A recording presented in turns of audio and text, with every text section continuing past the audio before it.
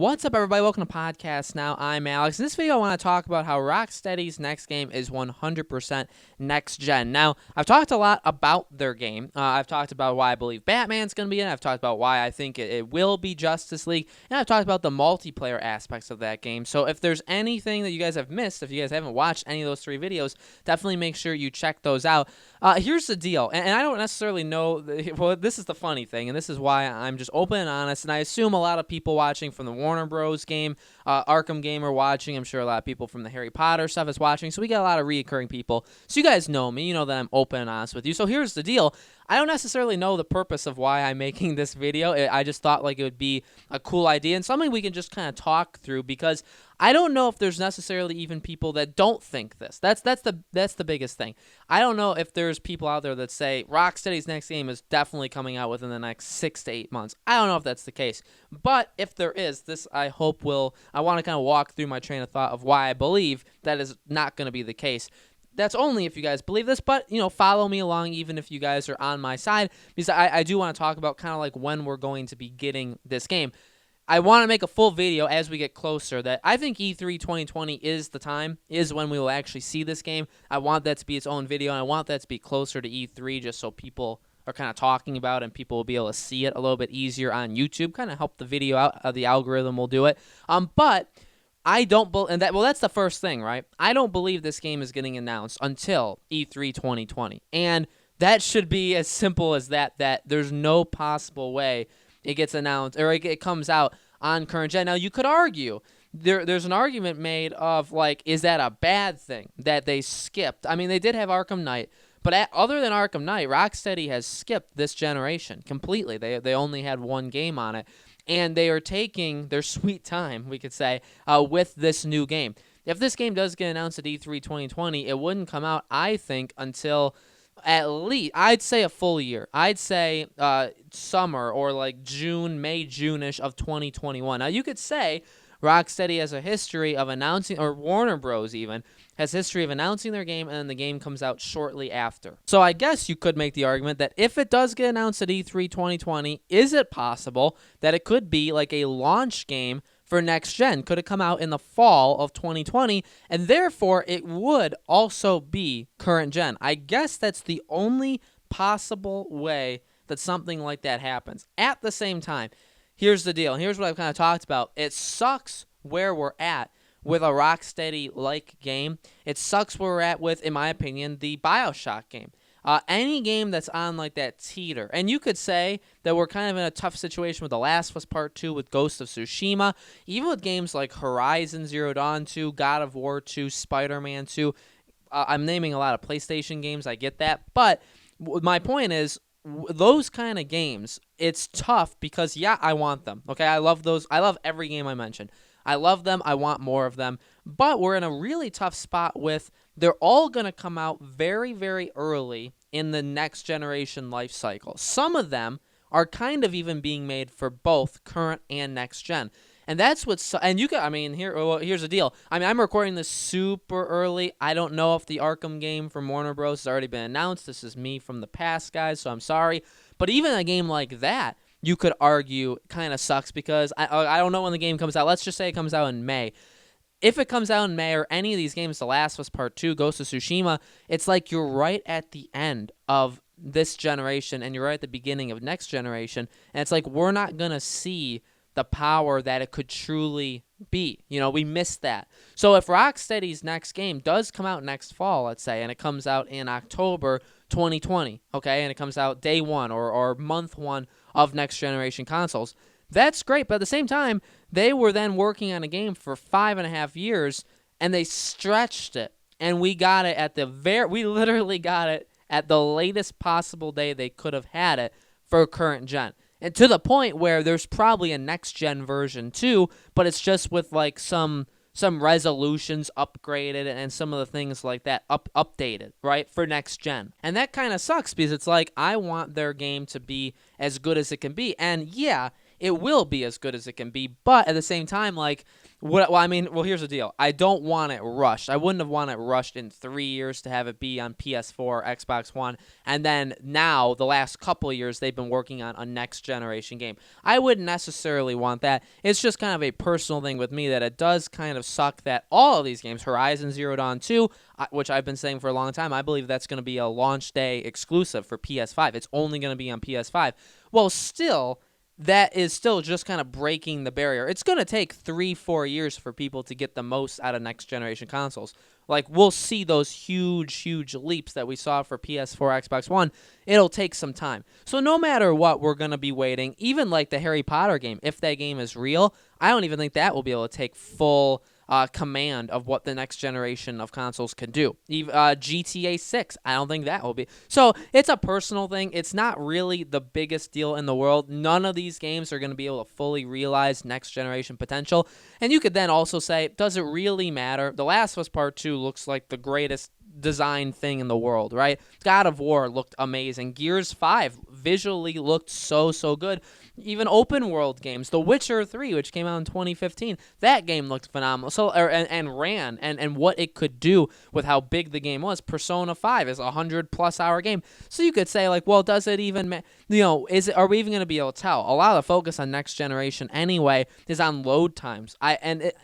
Once we see it, we'll of course be able to see a visual difference. They'll of course visually look better, but we're getting to the point now where it's like, visually better looking games are great and all, but at the same time, games can still stand the test of time. Even if they're going for the realism and then they don't hold up, they can still hold themselves up. Like Uncharted 1, Uncharted 2, it doesn't look as good as it looked back in 2007, 2009. Arkham Asylum, it's a perfect example. Arkham Asylum, yeah, that game came out in 2009. It looked so good back then. It doesn't look as good now, but it still looks decent, and the game overall still is I'd say, still a phenomenal game. So, does graphics really matter? Even right now, I'll take a game that maybe doesn't visually look the greatest, but the whole game just works super well. I'll take that because, visual things isn't everything for a game. So, again, it's kind of looking too far. But still the basic point, I think, I know I went on a huge tangent there, I really don't see this game being released on current gen. And in order for that to be 100% true, in order for me to lay down that prediction and be true, I need the game to actually come out in the spring of 2021. It can't come out in the fall of 2020 because I've been saying this again for so many videos, and I feel like it's just going to get picked up more and more as we go into 2020. Next fall, I fully expect so many games to be both. Games that are released in October, like Assassin's Creed, there'll be a current and next-gen version. Call of Duty, there'll be a current and next-gen. Battlefield, current and next-gen.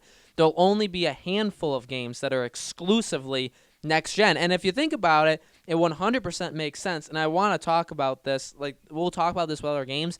It 100% makes sense because you don't want to sell to a console that just came out that is only going to have, like, say, 10, 15 million people. Well, I mean, yeah, that's a lot of people, and you can sell to that. But when you want to sell to the 100+ million people that have the PS4, if you only do next gen, you're missing out on so much more people that will buy your game. And don't think that the publishers don't know that. That's why it'll happen. That's why there'll be two versions. That's why one will be slightly updated so you can play it on your next gen. But if you don't want to, or if you don't have next gen, don't worry about missing out. You can get it on current gen. That'll happen with almost every game in the fall of 2020. I'm laying that prediction down. There'll be some. Again, Horizon Zero Dawn 2, I'm personally predicting, is only PS5. You can't get it on PS4. Yeah, that'll hurt because you can't sell as many copies, but you do need to give them reasons to buy. Like, Sony needs to give me a reason to buy next generation. So they'll say, Horizon, you can only get if you get the PS5. That way, you get the PS5. Like, it makes sense. So for Rocksteady, say it's a Justice League game, if the Justice League game comes out next fall, it would actually be on both, and I would lose my prediction. So you could argue that if we're getting this game next fall, that would happen. At the same time, again, I don't know the release date of the Warner Bros. I'm recording this so far, in the past here. But if that game comes out like May or June, would they actually have it spaced out only 5-6 months apart in the first place? Would you have a Batman Arkham game come out in May, and then in November, would you have a Justice League game come out? Would you do that? That's an interesting question. Or would you wait like a full year? And honestly, for Warner Bros., that's a fantastic. I mean, the money they're going to be making is incredible. Think of this. They're publishing Cyberpunk. That comes out in April. Then say the month after, they have Batman. Two very, very different games. They own Warner Bros. Montreal. They don't own CD Projekt Red. So they're just publishing it, but they're going to make some money off of that. So they do that. Then they have the Arkham game. Then a full year later, they get a massive game with the Justice League game from Rocksteady. It's been 6 years at this point. Like, look at what we can do with Next Generation. And then, follow me again, 1 year after, spring of 2022, you have the Harry Potter game come out. If it's real, you have that come out and you say, open world, Harry Potter, you guys are going to love it. It's like, look at what we can do with open world with Next Generation. That's 3 years back to back to back that they have just huge, massive games release. And you promote them as such. If you have them come out within like 4 to 6 months of each other, it kind of gets tough because it's like, what if you're not going to get the Arkham game because you want the Justice League game? Or what if you're going to wait on the Justice League game because you're still playing the Arkham game, or you got that game late? Say you get that game in September on sale or something, you're playing that. Maybe you don't have the time now to get the Justice League game, and not just that, but there's Next Generation. Maybe you're just going to get other games in general, and that's the case with literally any game ever. But publishers think about those things. So I do believe it's not going to be current gen. I will say it's probably going to come out in 2021 at some point. I do believe that. I personally think spring, but it could come out in fall of 2021 as well. Either of those days, though, it was just next gen. They will force it to be, it's only, you can only buy this on Next Generation. With that also being said, will it be specifically made for next gen? Not necessarily, because if they started making it right after Arkham Knight, they didn't have dev kits for next gen back then anyway. So most of the development has been on current gen, and you would think it would just kind of get upped a little bit for next gen. So that's what I'm kind of saying. It's not going to be a game made from the ground up for next generation of consoles. The Last of Us Part 3 will be. Games like that. Halo Infinite has probably always been made for next-generation consoles. So I bet you'll notice it, too. You'll notice it for a lot of the games in that situation, and then it'll take till their next game, which, God, I hope they have 2 games on PS5, Rocksteady. I really hope, but we'll probably notice it more on that game, that it was made from the ground up for next generation. So, guys, let me know in the comments below. What do you think about all that? When do you think we're getting the announcement for Rocksteady's game? What do you think it is? When do you think it's releasing? All those questions, let me know. Make sure you guys subscribe to our YouTube channel, Podcast Now. Hit that bell icon so you guys know when these videos go up. And thank you, as always, for watching. You guys, your support, truly, truly, I really do appreciate it. You guys rock. I'm going to be covering this game more and more as we get closer to E3. I hope to see you guys on all those videos.